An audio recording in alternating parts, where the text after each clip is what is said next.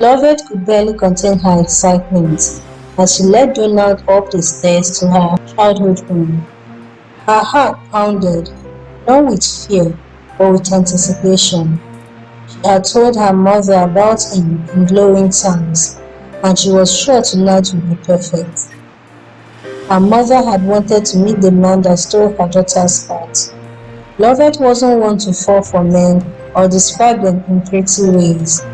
She often dismissed romantic stories and said they were for the gullible. So her mother, Naomi, was open to meeting this man. Lovett walked up the stairs with Kate, smiling broadly. "Mama is going to love you," Lovett said, squeezing Donald's hand. "She's all I have, and I've dreamed of this moment forever." Donald smiled, his grip reassuring. "I just want her blessing, Lovett. I want to start our life together on the right foot."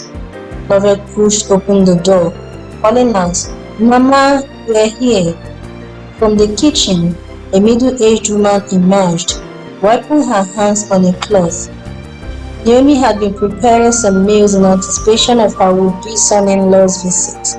She walked into the living room heartily to meet her daughter. Naomi's eyes, warm and welcoming, fell on Donald, and in an instant the warmth vanished. Her face went pale, the cloth dropped from her hands, and she stopped on her track. Lovett frowned. "Mama, this is Donald, the man I told you about." Naomi did not speak. Her eyes locked onto Donald with an intensity that made Lovett uneasy, her face serious and unwavering. Then, just as abruptly, she took a step back, her voice cold and trembling. "No, this cannot happen. This will not happen." Lovett blinked, confused. "What?" she asked. Naomi shook her head furiously. "I forbid this marriage. This is impossible." Donald looked at Lovett, bewildered. "Mama, Leave!" Naomi snapped. "Get out of this house right now." "Mama, what is going on?" Lovett cried. "Why are you acting like this?" "I don't owe you an explanation," Naomi said with finality. "Just know that you cannot marry him, and that is the end of it." Lovett's hands trembled with anger. "No, Mama, that's not the end. I love Donald, and I will marry him." Naomi knew her daughter was really happy finding a man she loved enough to think about getting married. But this cannot be it. Even though it would hurt her beloved daughter, she will not allow this to happen. Her body tensed. "You can't," Naomi repeated with that air of authority that Lovett often worried about. "Why? Give me one good reason," Lovett asked. She knew whenever her mother was like this, there has to be a reason. She needed to be certain that the reason was relevant to her, so she squared her shoulder and demanded a reason. Silence filled the room, thick and suffocating. Naomi turned away, breathing heavily, her hands gripping the edge of a chair as though for support. She was furious and terrified at the same time. She muttered to herself, her God and ancestors. "Mama," Lovett's voice softened. "Please, tell me." Naomi exhaled shakily and turned back, eyes glistening with unshed tears. "Because he is not human," she answered as calmly as she could. "No, my child, not him. You cannot marry him." The words struck Lovett like a blow. She staggered back. "What?" Donald's eyes widened. I don't understand." Tears streamed down Naomi's face. "I've been gifted with sight beyond the physical. I can see into souls. And his is not one of us." Naomi continued to address her daughter as if Donald was not there. Lovett shook her head in disbelief. Mama, that's absurd. Donald is just a man. Naomi's voice was hoarse. No, he is not. The entity within him hides in plain sight, but it comes alive when he is alone or among his kind, she explained.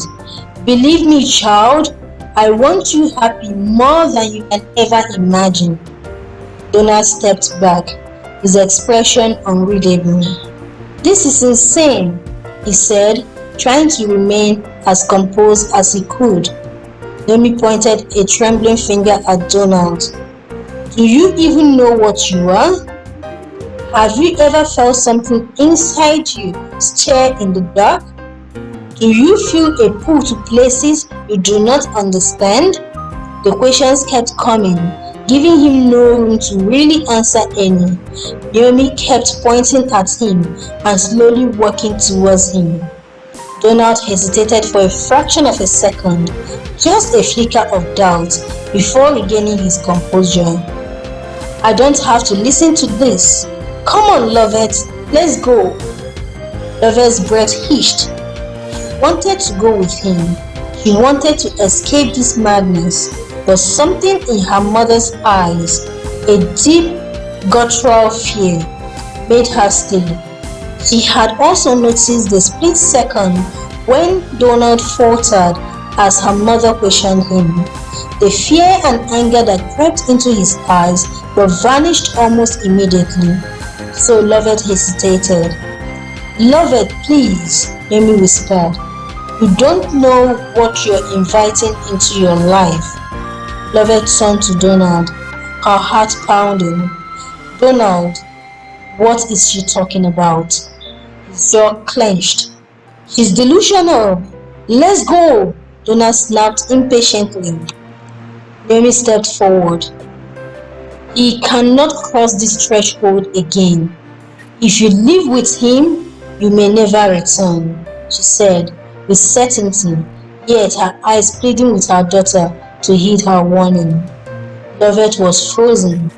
Donald's face twisted into something unfamiliar, a shadow flickering behind his eyes, and in that moment, she knew. Tears fell from her eyes as she stepped back toward her mother. I can't go with you. Donald's expression darkened. You're making a mistake, he said as he stepped towards Lovett. Naomi pulled Lovett close. No, the mistake was ever letting you in, she responded, stepping between her daughter and Donald.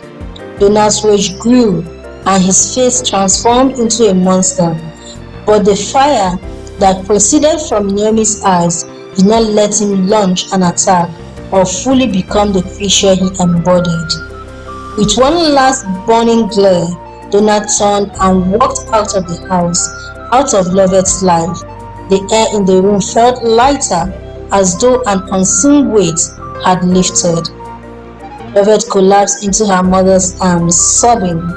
Naomi stroked her hair, whispering, I'm so sorry, my child, but you were never meant to be his.